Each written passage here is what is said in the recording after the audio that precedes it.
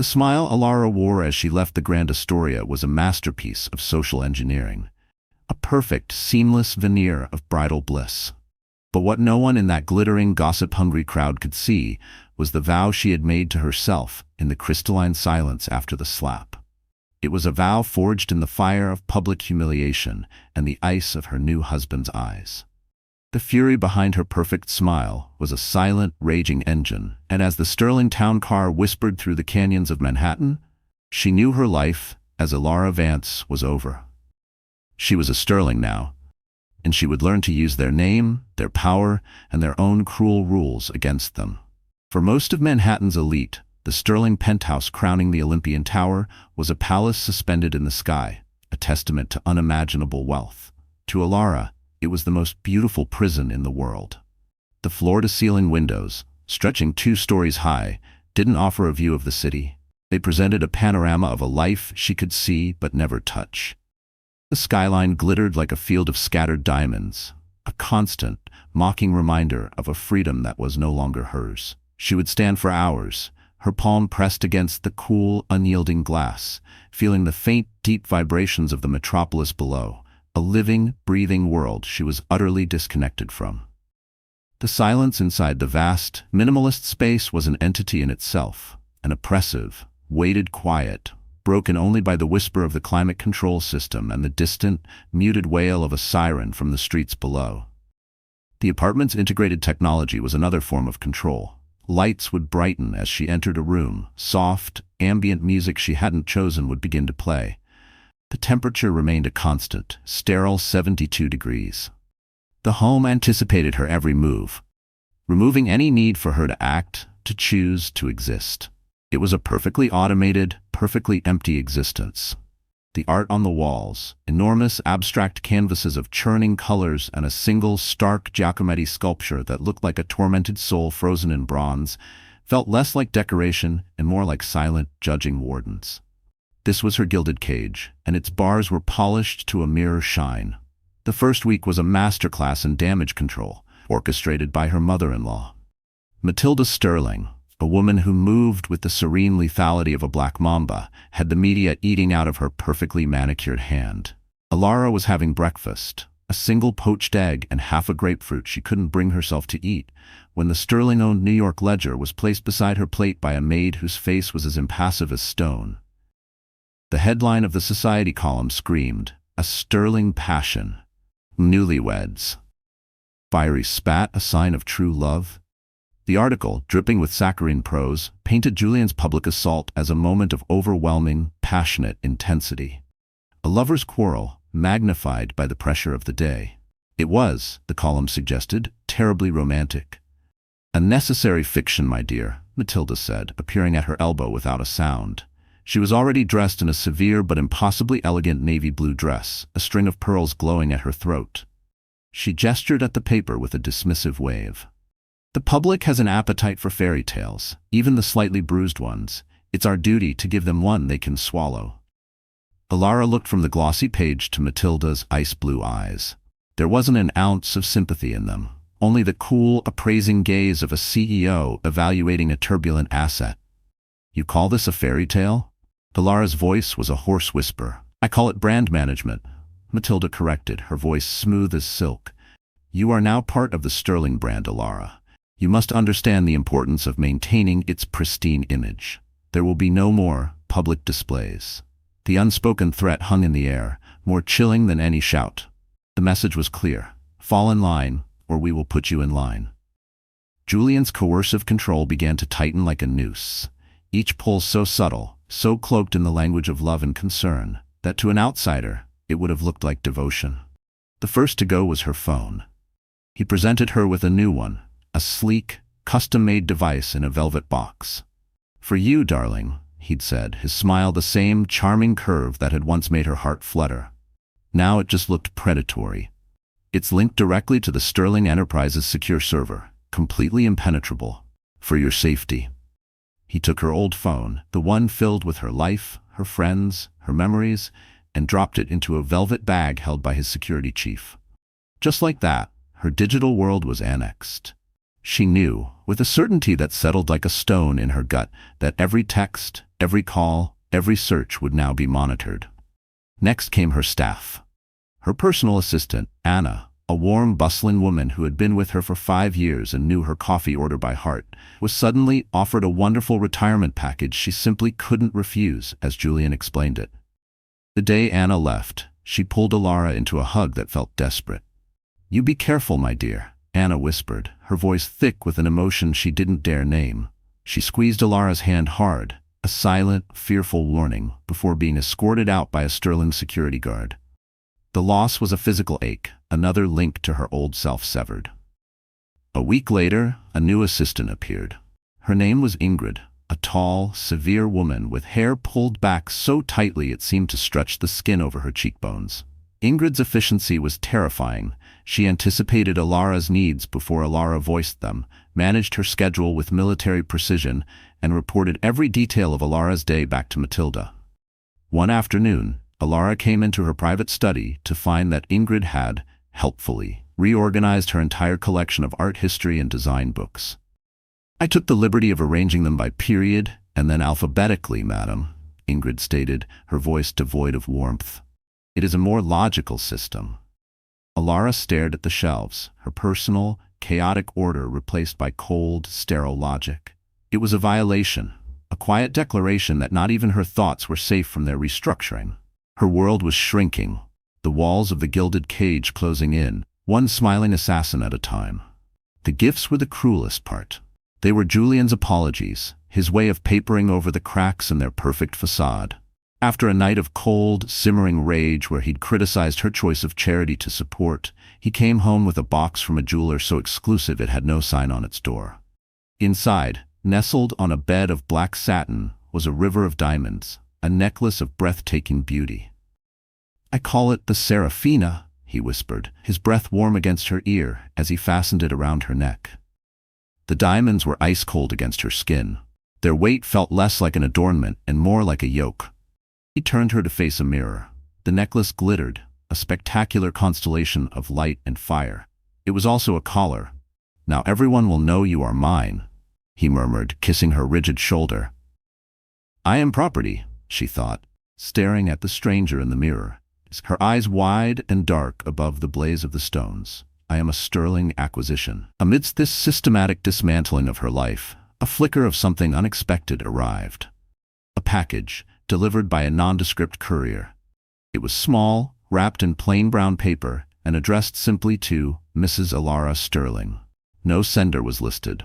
Her new assistant, Ingrid, presented it to her with a suspicious frown, clearly annoyed that something had slipped through her meticulous vetting process.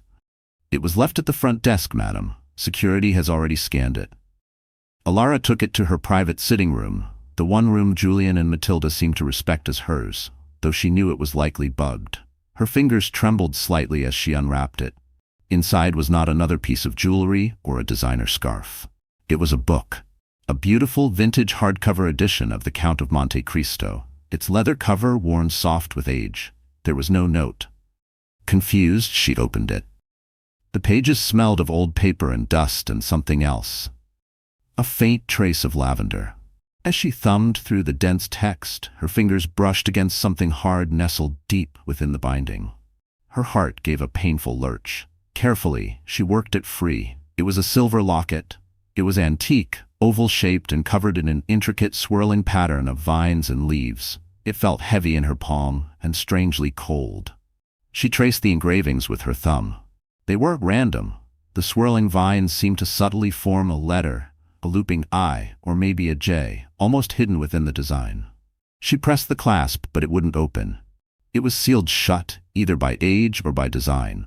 She examined it from every angle. There was no visible keyhole, no obvious mechanism. Who would send this to her? And why this book, a story of epic revenge and a long, patient escape from an inescapable prison? Was it a message of hope, or a grim warning about the long, dark road required for vengeance? The question echoed in the silent, opulent room. For the first time in months, she felt a spark not of fear, but of profound, electrifying curiosity. This locket was a secret. Her secret. Something the sterling surveillance state hadn't accounted for. She slipped it into the hidden pocket of a handbag she never used, her mind racing. It was a breadcrumb. A clue. But from whom? A friend or a different kind of enemy? It was a mystery, a tangible piece of a puzzle she didn't even know she was meant to solve. And in that beautiful, lonely prison, a mystery was a lifeline. Her only true connection to her old life, her best friend Chloe Grant, had become a source of both comfort and extreme anxiety. Chloe was fiercely loyal, her eyes broadcasting a constant, worried, "Are you okay?" that she could never voice aloud. Matilda had made it clear that some of Elara's old friends were unsuitable for her new station, but Chloe, whose family had old, if not quite sterling-level money, was deemed acceptable. Their lunches, however, were exercises in paranoia. They always met at places approved by Matilda, usually bright, open cafes where conversations could be easily overheard. And always, two of Julian's security men would be seated at a nearby table, their faces bored but their eyes missing nothing. "You look radiant, Elara," Chloe would say, her smile a little too bright. "It's the lighting," Elara would reply, stirring her untouched iced tea. Their conversations were a dance of subtext and coded language. "Julian is so attentive," Elara would say, which Chloe knew meant, "He never leaves me alone." "Matilda has been so helpful in guiding me," was Chloe's cue that the psychological warfare was escalating. It was exhausting, a performance for the ever-present audience of guards. But Chloe's presence was a reminder that someone outside the Sterling Fortress knew the truth, or at least suspected it. She was Elara's anchor to sanity. The weekly family dinners at Aurelia, a Michelin 3-star temple of gastronomy, were the apex of Matilda's insidious cruelty. The restaurant itself was designed to intimidate, with soaring ceilings, hushed waiters who moved like ghosts, and lighting so dim it felt conspiratorial. Julian would sit in near silence, allowing his mother to hold court, and Matilda's weapon of choice was the slow, methodical erosion of Elara's self-worth, delivered with the precision of a surgeon's scalpel. "Elara, darling," she began one evening, delicately lifting a single asparagus spear with her fork. "I noticed at the museum benefit that you spent a considerable amount of time speaking with the curator. While I admire your intellectual curiosity, you must remember your primary function at these events. You are the face of the Sterling family's generosity. Your focus should be on our major donors, not on the hired help." She took a bite, her eyes never leaving Elara's face. Elara felt her cheeks flush. "I was just asking about the new acquisitions. I thought—" "Thinking is commendable, dear," Matilda interrupted smoothly. "But a Sterling woman doesn't just think, she calculates. Every conversation is a transaction. Every smile is an investment. You are not there to learn. You are there to charm, to secure, to represent." She then turned to Julian. "Though I must say, your past work in design does lend a certain artistic flair to your profile. Such a charming little hobby you had. It's wonderful that you've now moved on to more significant responsibilities, wouldn't you agree?" Julian, sipping his wine, finally spoke, his voice a chilling echo of his mother's condescension. "Elara has a wonderful eye, Mother, but you're right. Her focus is the Sterling legacy now. We're all so proud of how she's adapting." His words, meant to sound supportive, were just another brick in her prison wall, reinforcing their united front. The psychological warfare was relentless. Her table manners, her choice of words, the way she tilted her head when she listened, nothing was too small for Matilda's critique. Each comment was framed as a helpful lesson in becoming a proper Sterling wife, but the real message was clear. You are not good enough. You will never be good enough. You are a project we are refining, and we can discard you if you fail to meet specifications. Elara would leave these dinners feeling hollowed out, her hands shaking with a rage she had to swallow down like bile. She would clench her fists under the table, her nails digging into her palms just to keep from screaming. The breaking point, the moment that turned passive resistance into active rebellion, came during one of those supervised lunches with Chloe. They were at a sun-drenched cafe in Soho, the two guards seated by the window, pretending to read their phones. The air was thick with unspoken words. Chloe looked more stressed than usual, her eyes darting towards the guards every few seconds. Then, with a small, theatrical gasp, she fumbled her expensive Hermes scarf. It slithered from her lap onto the floor. "Oh, clumsy me," she sighed, bending down. Elara bent down to help her, a natural, friendly gesture. Their heads were below the tabletop now, hidden from the guard's direct line of sight for a precious second. The world seemed to slow down. Out of the corner of her eye, Elara saw Chloe's hand move, her knuckles white with tension. Something small, hard, and metallic was pressed urgently into Elara's palm. A burner phone. It was impossibly sleek and thin. Chloe's whisper was a frantic rush of air. So quiet, Elara could barely hear it over the cafe's chatter. "There are things you don't know about Isabel. Things they buried." "Chloe? What?" "Just take it," Chloe hissed, her eyes wide with a mixture of fear and determination. "Don't turn it on in the house. Be careful. They're watching everything. Everything." One of the guards shifted in his seat, his gaze sweeping over their table. Chloe straightened up instantly, the scarf back in her hands, her face a perfect mask of casual annoyance with herself. "Got it," she said brightly. "Honestly, I'd lose my head if it weren't attached." Elara straightened up too, her own smile feeling stiff and unnatural on her face. Her heart was a frantic drum against her ribs. The burner phone felt like a block of ice and a burning coal all at once in her clenched fist. She slipped her hand into her purse, the cool metal of the phone a stark contrast to the soft leather. It was a key, a weapon, a promise of a truth that had been deliberately, violently buried. Isabel. The name was no longer just a curiosity, it was a warning. The ghost in the gilded cage had a story, and Elara knew, with a terrifying and exhilarating certainty, that she was the only one who could now tell it. The phone in her purse wasn't just a device, it was a path out of the prison, and its first call would be to a past the Sterlings thought they had silenced forever. The burner phone felt cold and heavy in Elara's hand, a stark, utilitarian object in the opulent, white marble expanse of her bathroom. It was a key to a past she never knew existed, a past that Chloe's terrified whisper had suddenly made terrifyingly real. Isabel. The name echoed in her mind, a ghost demanding to be heard. For the first time since walking down that aisle, Elara felt a surge of something more potent than fear. Purpose. This was the start of her secret investigation, a silent war waged from the heart of the enemy's fortress. Every powerful family has skeletons in its closets. The Sterlings, Elara was beginning to realize, had a graveyard. And Isabel was its most restless spirit. What would you do in her position? Trapped in a billionaire's fortress, every move tracked, every word listened to. Do you just accept the gilded cage, the beautiful prison? Or do you start looking for a weapon? Elara knew her answer. The first move was a gamble, a shot in the dark based on nothing more than a feeling. She recalled the one person at her wedding who had shown her a flicker of genuine warmth, a kindness unmarred by calculation. Liam, the sommelier. His eyes hadn't held the avarice or social climbing hunger she saw in everyone else, but a quiet, knowing sympathy. But what if she was wrong? What if his kindness was just another form of professional polish, another Sterling-approved performance? If she reached out, and he was loyal to them, she wasn't just back at square one, she was exposed. Her war would be over before it even began. Still, she had to risk it. Huddled on the floor of her cavernous walk-in closet, surrounded by rows of designer shoes that felt like a silent, mocking audience, she turned on the burner phone. The screen flared to life, stark and anonymous. Her fingers, slick with nervous sweat, typed out a cryptic message to the number on a business card he had discreetly left on a table. Seeking a rare vintage, one with a tragic history. Remember the Grand Astoria? She hit send, her heart hammering against her ribs. For a full hour, there was nothing.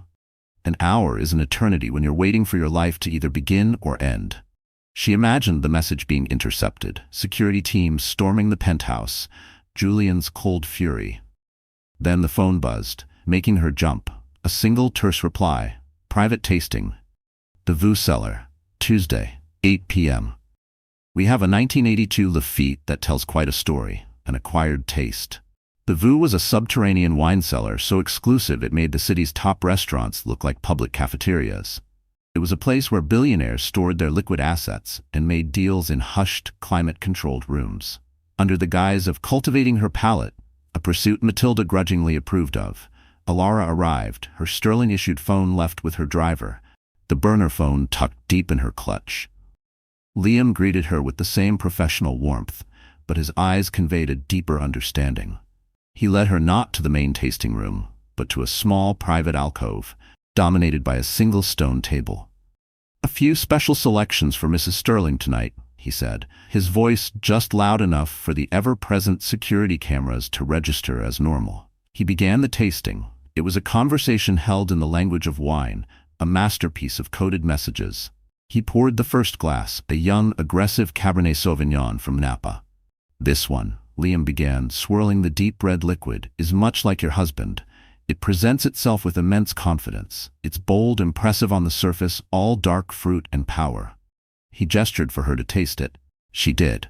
The flavor was overwhelming, suffocating her palate. "But you'll notice," he continued, his eyes fixed on hers, "the finish is brutish, overpowering. It leaves a bitter, unpleasant taste that lingers long after the initial glamour has faded." Elara's breath caught. He knew. Next, he produced a dusty bottle of old Bordeaux. "A family vintage," he murmured, pouring a small amount. "Generations in the making, deep, complex roots. You can taste the history, the legacy." He leaned closer, ostensibly to point out a detail on the label. "But there's rot in the cellar if you know where to look. Some family lines, Mrs. Sterling? They're poisoned from the start. The corruption seeps into every bottle, no matter how beautiful the label." Before pouring the final glass, he brought out another, a wine famous for its astronomical price tag. "And this is what they project to the world," he said softly. "The Grand Cru. It costs more than a luxury car. People fight over it at auction. But taste it." Elara took a sip. It was good, but hollow, lacking soul. "Is it really worth it?" Liam asked, his question hanging in the air. "Or is it just a powerful story that people pay to believe in? A beautiful lie in a bottle." The final glass was the one he had promised. It was poured from an unlabeled decanter. The wine was pale, almost ethereal. "And this," he said, his voice dropping to a near whisper, "is a ghost. A vintage that was supposed to be legendary. It had a brightness, complexity that no one had ever seen before. People said it would change the vineyard forever." He paused, his gaze intense, but it disappeared, vanished. "The official story is that the cask was spoiled. A tragic sailing accident off the coast of St. Bart's. Isabel's fate." The words screamed in Elara's mind. She looked at Liam, her eyes asking the question she couldn't speak. He nodded, a barely perceptible movement. As he reached to clear the glasses, he leaned in, his voice a feather-light touch against her ear, masked by the clink of glass. "The ones who spoil the casks, they call themselves the cleanup crew. They are ghosts themselves. They leave no trace. They tidy up. Inconvenient people. I overheard a client once years ago talking about a banker who asked too many questions about an offshore account. 2 weeks later, he had a fatal heart attack on his treadmill. He was 28 years old. The crew is why men like your husband sleep soundly at night." He straightened up, his face impassive again. "She was looking for something before she disappeared," he added, his voice barely a murmur. "Something she called the ledger. The vineyard's true accounting. The book that showed where all the money really went. That ledger, Mrs. Sterling, it wouldn't just expose this vineyard. It could burn half the cellars in this city to the ground. That's why she's gone. A cleanup crew. A secret ledger. This was a conspiracy that went far deeper than a single tragedy. It was an entire infrastructure of crime. She left the Vue that night with her mind reeling. The gilded cage was no longer just a prison. It was a hunting ground, and she was surrounded by predators. Her secret quest, as careful as she tried to be, began to fray the edges of her performance at home. There was a new tension in her, a distracted, watchful quality that a predator like Julian would inevitably sense. He saw it as defiance. His paranoia, always simmering just beneath his polished surface, began to boil over. The explosion came on a Tuesday night. Elara was in the library on her bugged Sterling phone, having a painfully dull, pre-approved conversation with the chairwoman of the Children's Literacy Fund. She was playing her part perfectly, the dutiful wife engaged in philanthropy, discussing donation tiers and floral arrangements with a plastic smile plastered on her face. Julian stormed in, his face a thundercloud. He'd lost a preliminary negotiation on a hostile takeover, and he was looking for a target. "Who are you talking to?" he demanded, his voice dangerously low. "It's Martha Gable, from the fund," Elara answered calmly, keeping her voice steady for the benefit of both Martha and the listening devices. "We're just finalizing the details for the gala." You seem very interested in the gala, he sneered, crossing the room in 3 long strides. He ripped the phone from her hand. Martha? Julian Sterling here. My wife is feeling a little under the weather. We'll have my mother's office handle the rest. He ended the call, his eyes burning into Elara's. What was that for, Julian? She asked, her own voice colder than she intended. I don't like your tone, he said softly. You think you can have your own little life, your little secrets? My only secret is how I managed to get through these pointless charity calls, she retorted, a spark of her old fire flaring up. It was the wrong thing to say. With a roar of pure, untempered rage, he grabbed a heavy baccarat crystal tumbler from the bar cart and hurled it against the opposite wall. It didn't just break, it exploded, the sound like a gunshot in the silent penthouse. Shards of crystal rained down on a priceless Persian rug, glittering like deadly snowflakes. The violence of it sucked the air from her lungs. He hadn't hit her, but the message was identical. I can destroy you. I can destroy anything in this room, including you. He stepped towards her, his handsome face contorted into a mask of fury. He backed her against a bookshelf, his body caging hers. Don't you ever, he snarled, his voice a low, guttural threat, lie to me. Don't you ever think for 1 second that I don't know everything you do, everything you say. You are a Sterling. You are mine. Do you understand? She could only nod, her body trembling, the scent of spilled whiskey sharp in the air. He stared at her for a long moment, his chest heaving. Then he seemed to get himself under control. The mask of the charming husband slipped back into place, though his eyes remained cold and hard. He smoothed his tie. I'm sorry, darling, he said, his tone utterly devoid of apology. Stressful day. I'll have the staff clean this up. He walked out of the room, leaving her shaking among the glittering debris of his rage. After a few minutes, she sank to the floor, her legs no longer able to support her. Her hand brushed against a large, sharp shard of the crystal. She picked it up, her own fractured reflection staring back at her from the jagged edges. This is him, she thought, her terror slowly crystallizing into something colder, harder. This is the real Julian, a monster made of rage and glass. Have you ever seen someone's true face slip like that? It's a moment that changes everything. You can never unsee it. Days later, shaken but more determined than ever, she retreated into her secret work. On the secure laptop Chloe had managed to smuggle in, Elara spent her nights digging, cross-referencing names Liam had mentioned with old society pages, searching for any mention of the cleanup crew. It was a digital search for a ghost. She found nothing. Articles about corporate takeovers that ended with a rival CEO's sudden death from a heart attack. A journalist who had been investigating Sterling Enterprises' offshore accounts who, tragically, fell from his apartment balcony. It was a pattern of convenient deaths and disappearances, all officially ruled as accidents or natural causes, all scrubbed clean. It felt like punching a wall of smoke. One night, as the city slept below her, a notification pinged on the laptop. An email. It was from an encrypted, anonymous address. The subject line was blank. Her blood ran cold. A trap. It had to be a trap from Julian, a test. But her desperation, her need for just one more piece of the puzzle, outweighed her fear. Her hand shaking, she clicked it open. There was no text, no message, just a single, attached image file named with a long string of numbers. She downloaded it, her antivirus software scanning it furiously before giving the all clear. With a final deep breath, she opened the file. The image that loaded was grainy, black and white, clearly a long lens shot, but the content was unmistakable. It was Isabel, younger, vibrant, her face contorted in a furious argument on the deck of a sleek yacht. Her body language was defiant, not afraid. And the man she was yelling at, his face partially turned away from the camera, was not Julian. He was older, imposing, with a shock of silver hair. But it was his hand that made Elara stop breathing. It was raised as if to strike or ward off a blow, and on his pinky finger was a large, ornate signet ring. The image was just clear enough to make out the design on the ring's face. It wasn't the Sterling crest. It was something else, something menacing and unfamiliar. A serpent, coiled tightly around a dagger. Elara leaned closer to the screen, her heart pounding a frantic, terrifying rhythm. She looked at the file name again, A5-17. She pulled up an old news article on her burner phone. The date Isabel's yacht was found adrift and empty was May 13, 2017. This picture was taken the day before she died. She immediately began searching for the ring's crest. Serpent dagger crest. Snake and knife family ring. Manhattan elite secret societies. Nothing. It was as if the symbol didn't exist in the public domain. This man, this ring, they were protected by a level of secrecy that made the Sterlings look transparent. She stared at the ring, the strange, serpentine crest burning itself into her memory.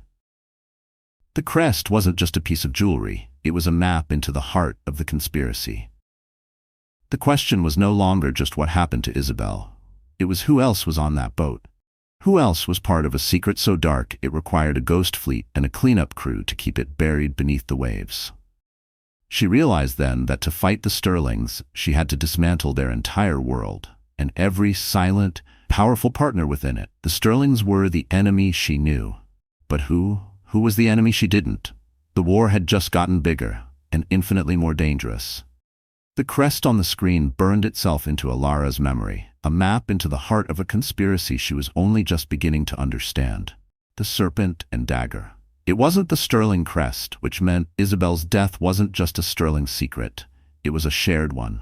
The war had just gotten bigger and infinitely more dangerous. The Sterlings were the enemy she knew. But who was the enemy she didn't? To hunt monsters, she had to become one. And she would not be hunting alone. The woman who stared back at Elara from the mirror a month later was a stranger. The fear and uncertainty that had haunted her eyes were gone, replaced by a placid, almost unnerving calm. The terror was still there, of course, a cold, hard knot in her stomach, but it was no longer her master. It was her fuel.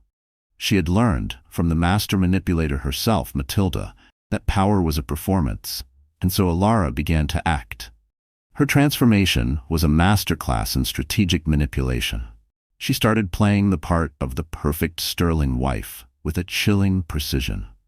At a charity board meeting for the New York Public Library, a position Matilda had forced upon her, she listened silently for an hour as the stuffy old guard members debated a budget shortfall. Finally, she cleared her throat. "If you reallocate the funds from the cancelled acquisitions budget," she said, her voice quiet but clear, "and leverage the pledged capital from the Winter Gala as a matching grant, you can approach the city's Cultural Affairs Department for a supplemental fund. You're presenting it as a loss when you should be framing it as an opportunity for civic partnership." The room went silent. The old men blinked at her, shocked. It was a small thing, but it was a demonstration. She wasn't just a pretty face in a designer suit anymore. She was thinking.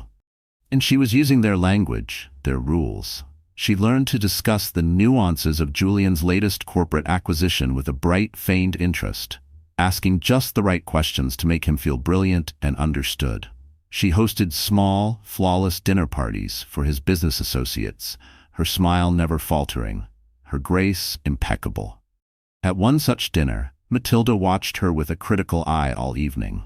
As the last guest departed, the Sterling matriarch gave a thin, rare smile of approval. "You are learning, Elara," Matilda had said, the words meant as a compliment, but landing like a confirmation. "You are finally beginning to understand your value." Elara had simply smiled back, a warm, deferential smile that concealed the ice in her veins. "Oh, Matilda," she thought, "you have no idea how much I'm learning from you. You're teaching me exactly how to dismantle your empire from the inside out." She was building an army in the shadows, a coalition of the forgotten and the wronged. Every great empire creates its own dissidents, and the Sterling Empire had left a long trail of them. Her first recruit was a man named Arthur Pennington. Arthur was a senior accountant at Sterling Enterprises, a brilliant man with a mind for numbers who had been repeatedly passed over for promotion in favor of Julian's sycophantic fraternity brothers. He was a ghost in the machine, overlooked and resentful. Elara, using the burner phone, arranged a chance encounter at a bustling coffee shop in the financial district, miles from her usual Upper East Side haunts. Arthur was a bundle of nerves, his hands shaking so much he spilled his coffee. "Mrs. Sterling," he stammered, mopping the mess with a napkin. I don't understand." Elara kept her voice low and calm, projecting an air of slight confusion rather than conspiracy. "Please, Arthur, call me Elara." I hope you don't mind me reaching out. It's just Julian has me reviewing some of the household ledgers. He says it's good for me to understand the family finances." She gave a small, self-deprecating laugh. "Honestly, it's all Greek to me.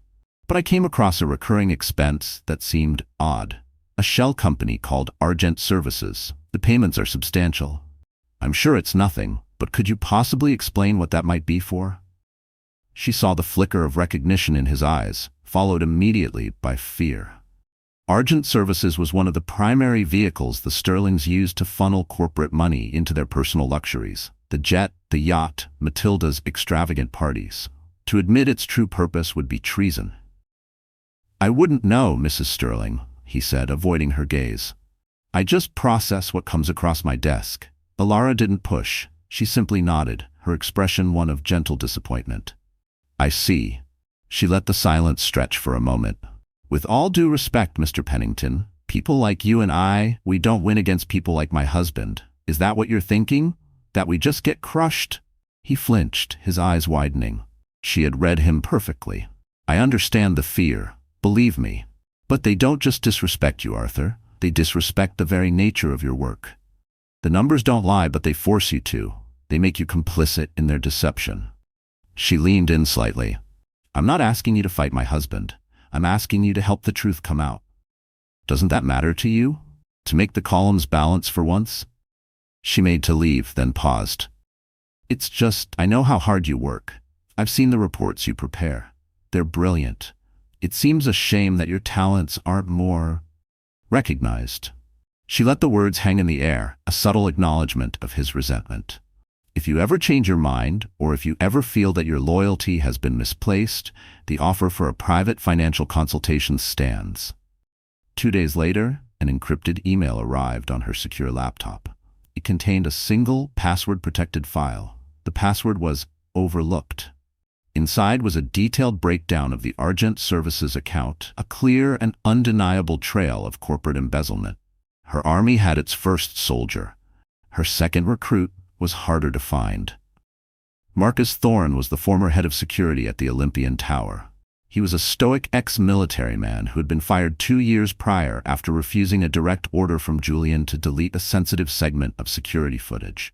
Chloe, using her family's private investigation resources, tracked him down to a gritty, old-school Irish pub in Hell's Kitchen, a world away from the gleaming towers of Sterling influence. The bar smelled of stale beer and regret. Marcus sat in a dark corner booth nursing a whiskey. He was bigger than Elara had expected, with a face that looked like it had been carved from granite and a deep-seated weariness in his eyes. He was not impressed to see her. "Mrs. Sterling," he said, his voice a low rumble. "You're a long way from home." "I'm looking for some information, Mr. Thorne," Elara said, sliding into the booth opposite him. He gave a short, bitter laugh. "Information is what got me fired. Whatever you're looking for, I'm not interested." "They didn't just fire you, Marcus," she said, her voice steady. "They buried you. They blacklisted you from every reputable security firm in the city. You know what they're capable of because you were the one who had to clean up their messes." He didn't respond, just stared into his whiskey. She pressed on. "I've seen the faces too, Marcus. The staff they dismiss on a whim, the young associates they chew up and spit out. Isabel was just the one they couldn't sweep away cleanly." She leaned forward, her eyes locking onto his. "I have a chance to stop them, for good. But I can't do it without you. I need to know what was on the footage they made you delete." He stared at her for a long time, his gaze searching her face, weighing her sincerity against the very real danger she represented. "It wasn't one tape," he finally said, his voice barely a whisper. "It was dozens, over years, digital breadcrumbs they thought were gone forever. I refused to delete the last one. It was footage from the service elevator on the night Isabel Sterling disappeared. It showed 2 men from Julian's cleanup crew carrying a heavy, rolled-up Persian rug out of the building at 3 a.m. He took a long drink of his whiskey. "I kept copies of everything. Data logs of who came and went. Deleted email fragments I recovered from the server before they scrubbed it. It's my insurance." "I need them," Elara said simply. "I need your insurance." "Why should I trust you?" he asked, his voice laced with bitterness. "You're one of them now. You wear their diamonds. Elara met his gaze without flinching, letting him see the raw truth in her eyes. "Because," she said, her voice dropping, filled with an intensity that surprised even herself, "I'm the woman who sleeps in Isabel's bed. I'm the one he looks at with the same cold eyes, and I will not end up in a rolled-up rug." That was enough. A flicker of something, respect perhaps, or a shared desire for justice, crossed his weary face. Her army had its spymaster. The third soldier was an act of public theater. Elara, playing the role of the adoring wife, began attending art auctions with Matilda. She knew from her own past in the design world that the art market was one of the darkest, most unregulated channels for money laundering and hiding secrets. At a major auction at Sotheby's, she spotted her target, Regina Holloway, a legendary gallerist whose career had been destroyed when Sterling Enterprises orchestrated a hostile takeover of her gallery, stealing her artists and her reputation. Regina was a survivor, sharp, stylish, and full of elegant venom for the family that had wronged her. Elara arranged to be standing next to her when a particular painting came up for auction. "Such a beautiful piece," Elara commented to Regina, her voice light and conversational. "It's a shame its previous owner was forced to sell under such unfortunate circumstances." Regina, a sharp, impeccably dressed woman in her late 60s, turned to look at Elara, her eyes like chips of obsidian.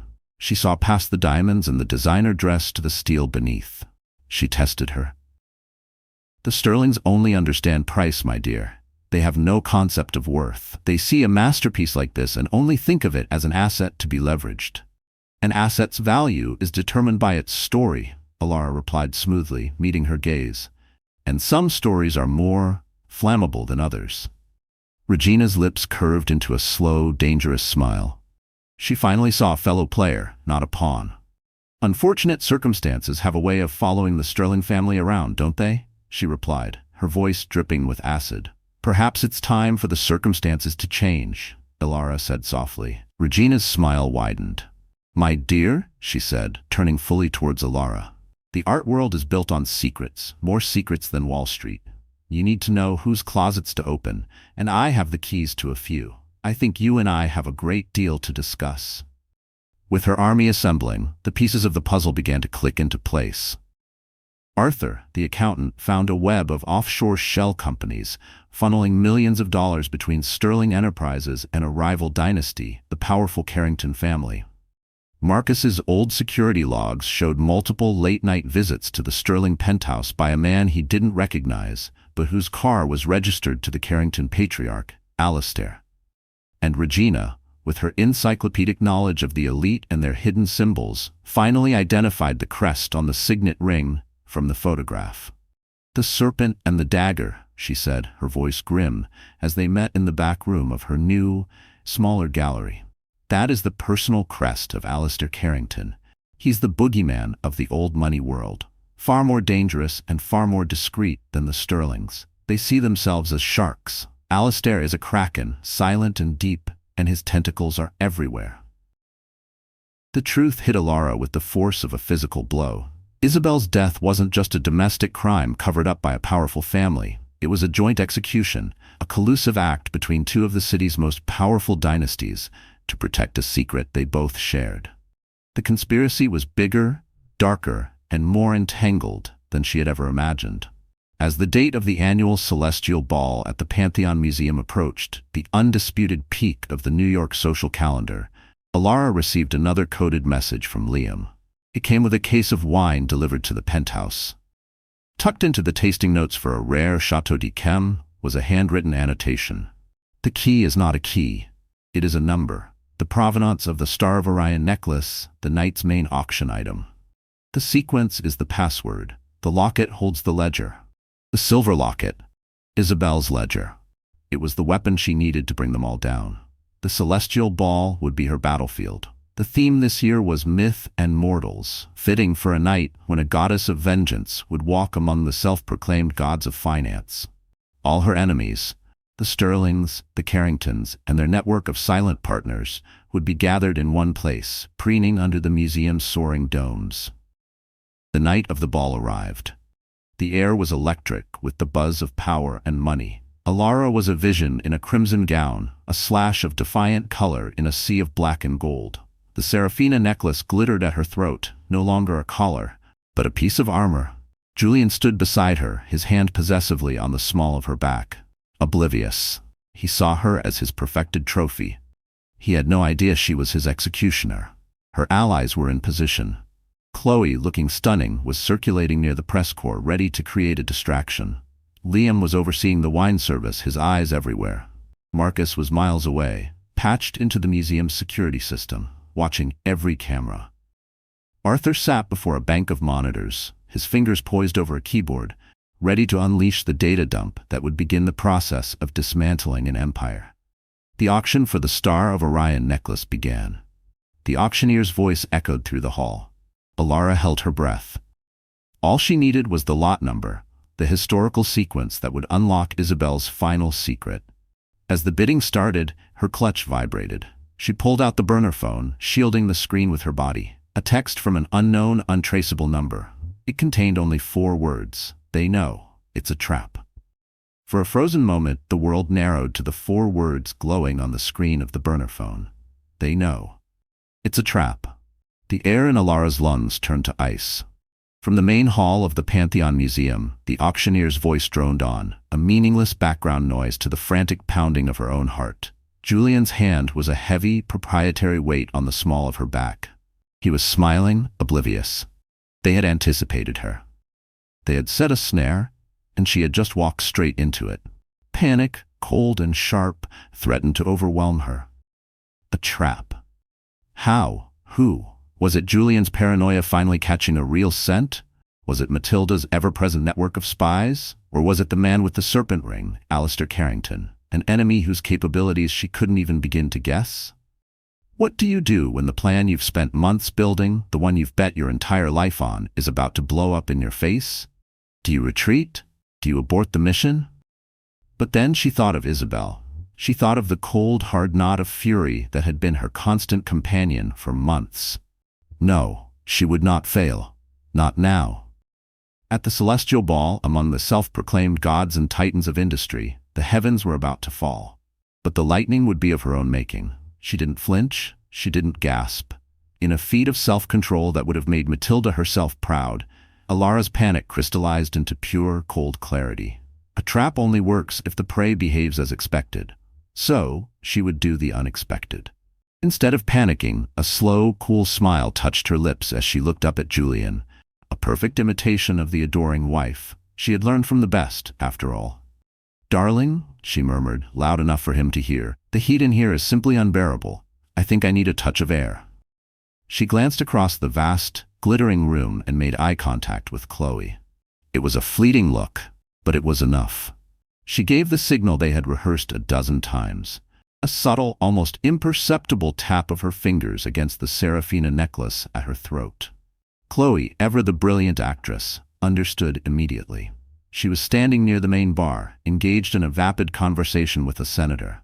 With a sudden, dramatic stumble that looked entirely convincing, she lurched sideways. But she didn't just spill champagne.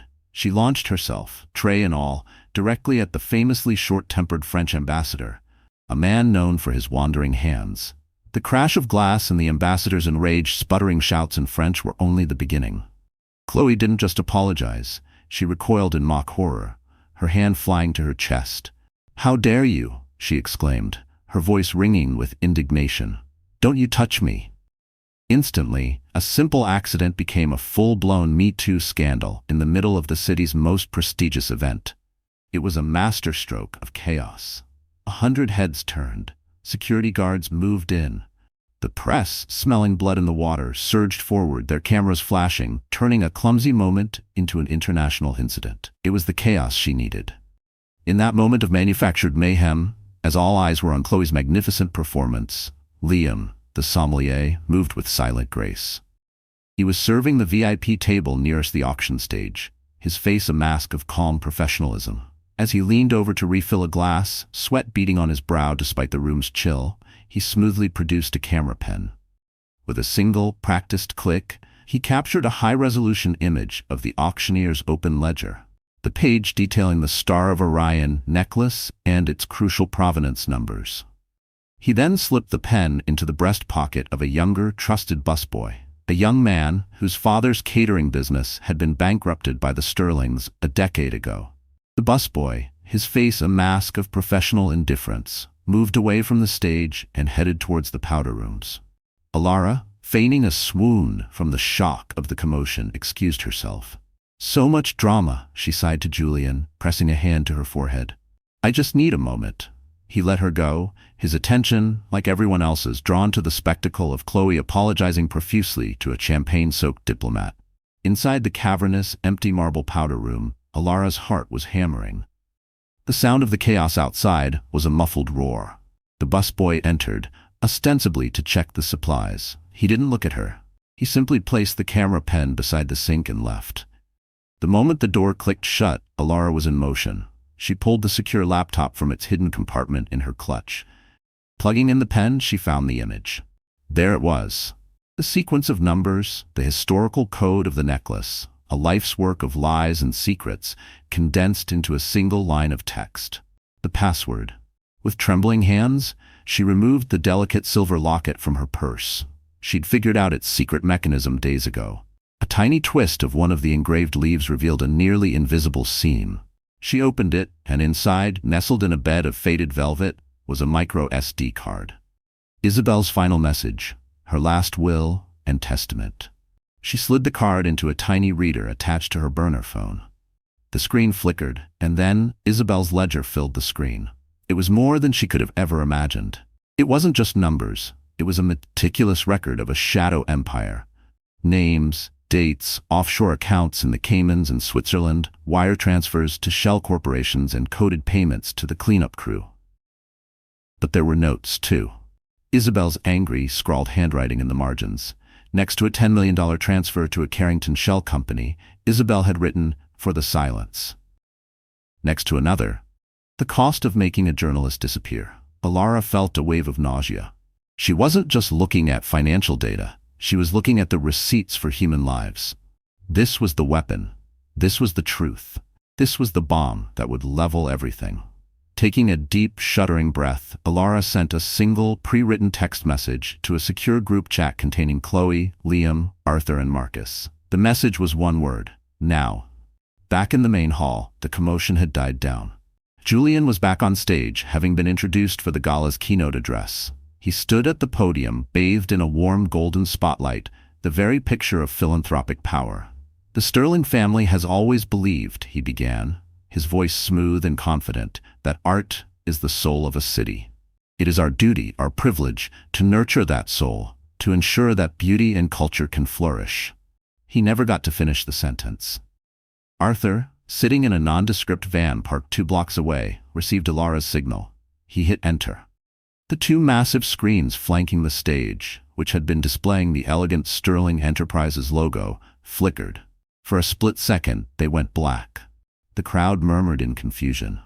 Then they came back to life, not with the Sterling logo, but with the grainy black-and-white photograph of Isabel arguing with Alistair Carrington on the yacht.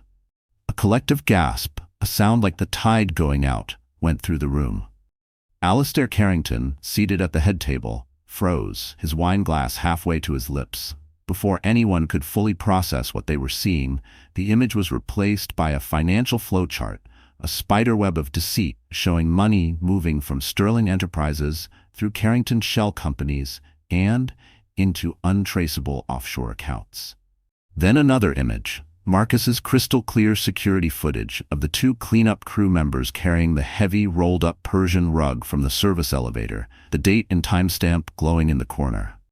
The audio system, now under Marcus's control, clicked on, and a recorded voice filled the hall. Julian's voice, cold and angry, recovered from a deleted voicemail on Isabel's phone. "You are a liability, Izzy. You should have stayed in your lane. Now, we have to fix it, and my family knows how to deal with liabilities." The public exposure was immediate and absolute. It was a digital blitzkrieg. Documents, photos, audio clips, and bank statements flashed across the screens in a damning, undeniable sequence. The foundation of the Sterling Empire was being torn out in real time, right in front of the very people they had ruled over for generations. Chaos erupted. People were shouting, pointing, scrambling for their phones. A prominent socialite fainted into her dessert. A Sterling board member was trying to discreetly slip out a side door, only to find it blocked. Media members in the crowd were practically trampling each other to get a better shot of the screens. Julian stood frozen on the stage, his face ashen, a deer caught in the headlights of an oncoming freight train. And then he saw her. Elara, emerging from the back of the hall, walking towards him. The crowd parted for her as if she were royalty, their shocked faces turning from the screens to her. She was no longer the timid wife. She was a goddess of vengeance, clad in crimson, walking calmly through the ruins of her own making. Matilda, her face a mask of incandescent fury, tried to intercept her. Elara, you foolish, ungrateful girl. You have no idea the forces you are playing with. You will ruin us all. Elara didn't even break her stride. She met Matilda's gaze with one of her own, cold and sharp as a shard of glass. You were all already ruined, Matilda, she said, her voice carrying clearly in the sudden lull. I've just opened the books for the audit. She reached the stage as Julian finally seemed to snap out of his stupor. You, he stammered, pointing a shaking finger at her. You did this? After everything I've given you? Elara looked him dead in the eye, her own gaze as cold and hard as the diamonds at her throat. You didn't give me anything, Julian. You put a price tag on me, and tonight your account is empty. At that moment, the main doors to the museum burst open. But it wasn't more guests. It was federal agents, their badges flashing, their voices sharp and commanding as they began to secure the exits. The climax had reached its final act. Matilda, ever the survivor, ever the strategist, made her final, cold-blooded play. Seeing the agents closing in, she turned on her own son. He did it, she screamed, pointing at Julian. Her voice was a symphony of feigned hysteria and betrayal. It was all him. My son, he's unstable. He's been a danger to this family for years. He was obsessed with this Carrington deal. He went behind my back. I have the documents drawn up to have him committed, for his own good, to save the family from his madness. It was the ultimate betrayal. The final, most venomous bite. Julian stared at his mother, his face a canvas of pure, uncomprehending shock. The woman who had molded him, controlled him, and used him as her weapon was now sacrificing him to save herself. That was the blow that finally broke him. The narcissistic rage of being abandoned overwhelmed any sense of self-preservation. She's lying, he shrieked, his voice cracking, spittle flying from his lips as he turned on his mother. Lying which? She made me do it. Isabel, the ledger, all of it. It was her plan. She called Alistair. She called the cleanup crew. She said Isabel was a problem that needed to be tidied up. He started babbling, revealing family secrets and other crimes that even Elara's investigation hadn't uncovered, a torrent of confession born from pure, panicked rage. The fall of an empire was not a quiet affair. It was loud and ugly and spectacular. As the agents slapped handcuffs on both a shrieking, hysterical Julian and a suddenly silent, composed Matilda, Elara stood on the stage and watched the titans crumble. The scene was a beautiful kind of chaos. Chloe was at her side in an instant, squeezing her hand. Liam gave her a deep, respectful nod from across the room. On a monitor connected to Marcus's remote feed, she could see him give a grim thumbs up. They had done it. As a stone-faced Matilda was led past her, she paused. Her eyes, cold and reptilian, locked onto Elara's. There was no defeat in them. Only a chilling, calculating amusement. She leaned in close, her voice a venomous whisper only Elara could hear. You think this is over? She hissed, a tiny, cruel smile playing on her lips. You think you've won? You just took the kings from a single square, but you have no idea who is on the rest of the board. Matilda was led away, leaving her words hanging in the air like poison. Elara looked out at the chaos, at the shocked faces, at the flashing lights of the federal agents. She had won. She had avenged Isabel. She had dismantled the House of Sterling. But Matilda's final threat echoed in her mind. The board is set. The game, she realized with a sudden, chilling certainty, was far from over. The Sterling Empire had fallen. But in its shadow, as Matilda was led away in handcuffs, her final words echoed in Elara's mind. A chilling prophecy that soured the taste of victory. You just took the kings from a single square. But you have no idea who is on the rest of the board. The game, she had realized with a sudden, chilling certainty, was far from over. Justice had been served, but the war for the soul of the city had just begun. When one empire falls, what rises from the ashes? 5 years later, the answer stood gleaming against the Manhattan skyline. The Olympian Tower, once the cold, imposing headquarters of Sterling Enterprises, now bore a different name, etched in clean, elegant steel: the Isabel Foundation.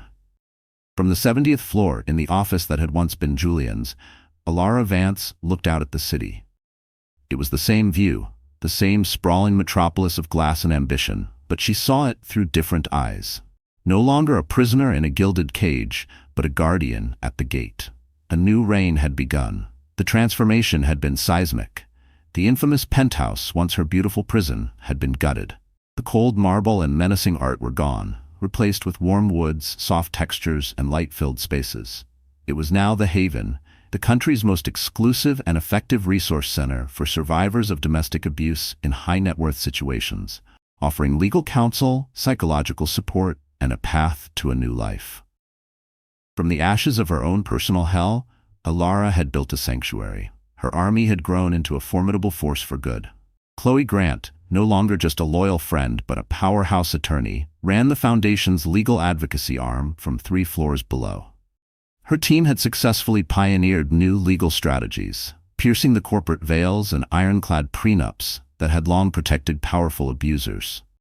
They had liberated over 300 women from situations just like Elara's, turning society page wives into warrior queens.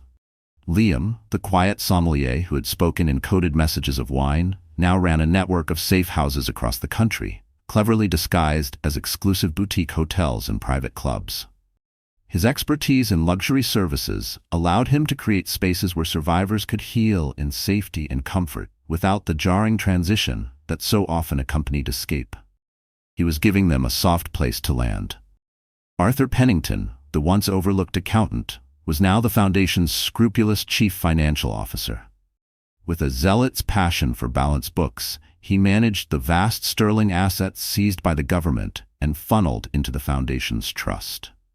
Every dollar stolen by the Sterlings was now being used to dismantle the very systems that had enabled them. And Marcus Thorne, the Stoic ex-security chief, now headed one of the most sought-after private security firms in the world, specializing in protecting whistleblowers, activists, and high-risk abuse victims. His first client had been Elara herself. His last had been a terrified journalist about to break a story on a corrupt senator. The fight continues, because Matilda's final warning had been terrifyingly accurate. The board was real. In the months following the Sterling trials, as Elara and her team sifted through the digital wreckage of Isabel's ledger, they began to see the true picture. The Sterlings and the Carringtons were not outliers. They were key players in a hidden consortium, a shadow network of dynastic families who moved money, manipulated markets, and traded in secrets, all while maintaining a flawless public facade of philanthropy and old-world grace. They propped each other up, buried each other's crimes, and ensured the rules never applied to them. So Elara's mission had evolved. It was no longer about revenge, it was about systemic change. In the old Sterling boardroom, surrounded by the ghosts of corporate greed, Elara and her team now waged a new, more complex war. It was a war fought not with public takedowns, but with surgical precision in the worlds of finance, law, and data intelligence. They used their insider knowledge, funded by the Sterling fortune, to identify the network's weak points, supporting investigative journalists, funding lawsuits against corrupt corporations, and providing anonymous data to federal agencies. They were fighting a hydra. For every head they cut off, 2 more seemed to grow. But for the first time, the hydra was bleeding. The culmination of their first 5 years of work took place back where it all began. The Grand Astoria ballroom. The same crystal chandeliers that had witnessed Elara's public humiliation now illuminated a room filled not with sycophants and predators, but with survivors, advocates, and allies. It was the first annual gala for the Isabel Foundation. Elara stood by the stage, watching the crowd. She saw women who, 5 years ago, had been trapped in silent misery, now laughing, networking, their eyes bright with a freedom she recognized. She saw journalists who had been empowered to tell stories that would have once gotten them fired. Or worse. It was a room vibrating with true power. Chloe came to her side, handing her a glass of champagne. "Look at this, Elara," she said, her voice thick with emotion. "Just look at what you've built." Elara smiled, a genuine, easy smile that reached her eyes. "What we've built," she corrected. Her gaze swept the room and she felt a profound sense of peace. The fight was far from over, but the victory was real. It was in every smile, every handshake, every story of survival being shared under the glittering lights. When it was time for her speech, she walked to the podium. She wore a simple, elegant black gown. There were no diamonds at her throat. Instead, resting against her skin was the antique silver locket. It was no longer a mystery, but a reminder. It was Isabel's legacy, and now it was hers. She looked out at the sea of faces and began to speak, her voice clear and strong. "Good evening," she said. 5 years ago, in a room very much like this one, I was taught a valuable lesson about power. I was taught that power was about control, about ownership, about silencing others to protect your own position. I was taught that a woman's value could be weighed in carats, and her purpose could be dictated by her husband's name. A hush fell over the room. "Tonight, I want to talk about true power," she continued. "I have learned that true power has nothing to do with control. It is the opposite of control. True power is the strength to liberate others. It isn't found in a bank vault or a boardroom. It's found in a voice that refuses to be silenced. It's found in the courage to say no more. It's found in the simple, revolutionary act of helping someone else break free from their cage." She paused, her eyes sweeping across the room, meeting the gazes of the survivors she had helped. "Look around this room. This room is filled with the most powerful people in New York. Not because of the names you carry or the money in your accounts, but because of the truth you speak, because you survived, and because you are now using that survival to light the way for others. The old reign of fear and silence is over. Tonight, from the ashes, we celebrate a new reign. A reign of truth, of courage, and of hope." The applause was deafening. Later that evening, she stood by the same tall windows she had stared out of on her wedding night. She looked out at the city, at the endless river of headlights on the streets below, at the towers of glass and steel that represented so much pain but also so much possibility. She was no longer a prisoner looking out. She was a guardian, watching over her city, her kingdom, built not on gilded lies but on hard-won truths. The board was still set, and the game against the Shadow Network was still being played. The fight continues. But as she stood there, feeling the familiar weight of the silver locket against her skin, she knew they were no longer just fighting an empire. They were building a better one. So the story has come to an end, dear friends. You're still here, aren't you? If you've stayed with us until now, then maybe, just maybe, something in this story touched your heart in ways words alone can't fully explain. Because this wasn't just a story about betrayal, revenge, or power. It was about reclaiming yourself. Elara didn't rise because she wanted to be feared. She rose because she refused to remain small in a world that told her she should be. Maybe you've been there too, silenced in rooms where you should have been heard, doubting your strength, questioning your worth. If so, let this remind you, you have power over your mind, not outside events. Realize this and you will find strength. That's not just a quote from Marcus Aurelius, it's a roadmap back to yourself. What Elara teaches us, what the Stoics echo, is that healing doesn't mean forgetting the wound. It means growing stronger because of it. It means choosing dignity over destruction, clarity over chaos. It means knowing, deep in your bones, that your worth isn't determined by someone else's inability to see it. So if you're walking through your own fire right now, know this. Fires don't just destroy, they forge. And now I want to ask you something real. If you felt anything in this journey, if a part of you saw your own reflection in Elara, please don't scroll away just yet. Like this video, share it with someone who might need it, and subscribe to our channel. Because here, we tell stories that speak to the heart and we walk through them together. Tell me, where are you watching from today? What's the weather like there? I'd love to know, because behind every screen is a soul. And if this story reached yours, then we've already connected. We'll see you in the next one. Until then, stay strong, stay kind.